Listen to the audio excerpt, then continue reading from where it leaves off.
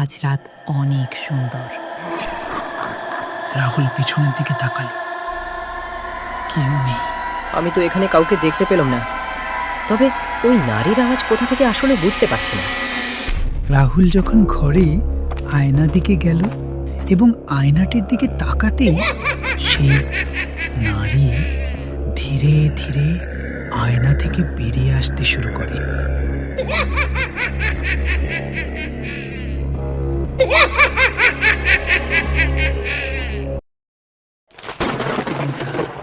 চারদিকে ঝড় বৃষ্টি। রাহুল বাড়িতে একা বসে পড়াশোনা করছে। হঠাৎ ঠক ঠক ঠক দরজায় কড়া নাড়ার শব্দ। দরজা খুলল। বাইরে কেউ নেই, শুধু ঠান্ডা বাতাস আর কুয়াশা। দরজা বন্ধ করে ঘরে ফিরতেই আবার ঠক ঠক ঠক। এবার শব্দটা দরজা থেকে নয়, জানলার দিক থেকে। রাহুল জানলার কাছে গিয়ে দেখে দূরে সাদা কাপড় পরা একটি ছায়া দাঁড়িয়ে আছে।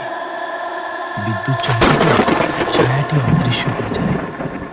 রাহুল ভয়ে জানলা বন্ধ করে দেয়। জানলার পাশে এত রাতে সাদা কাপড় মোড়া এক অদ্ভুত ছায়া দেখতে পেল। ছায়াটা দেখার পর শরীরটা কেমন যেন ঝমঝম করছে।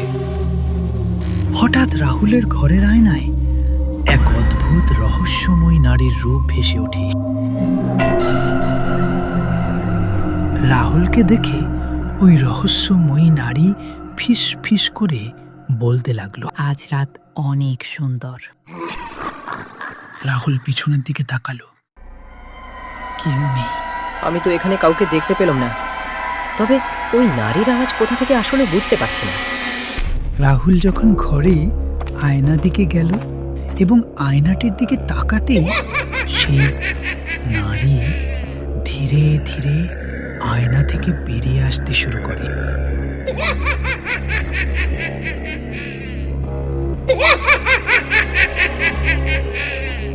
রাহুল ভয়ে চিৎকার করে উঠল এবং রহস্যময় নারীর ভয়ানক হাসিতে ঘরে সব আলো বন্ধ হয়ে যায় এবং সাদা ধোঁয়ায় ভরে যায়।